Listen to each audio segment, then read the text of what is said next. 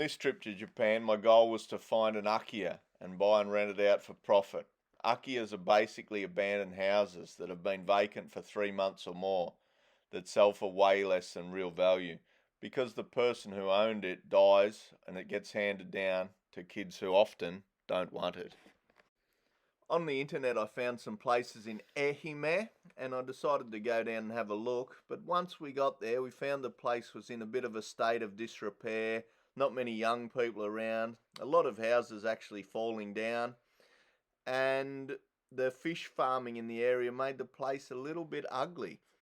Okay, so this place was in Ehime, a long way down a very steep and windy road with tunnels and everything.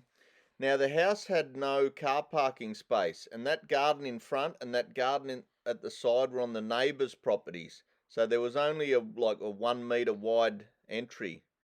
This place had a nice view, but the area was a bit ordinary and very difficult to get to. Long and winding roads, lots of one-way sections. So we didn't buy it. Now this was something we stayed in with Airbnb. It's a 40-year-old house. Inside was immaculate, massive spacious rooms.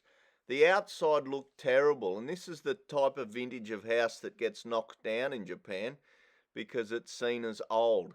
But it was a very functional house. The outside was a bit shabby, but if you had have given the outside a bit of a zhuzh up, it would have been a very nice house.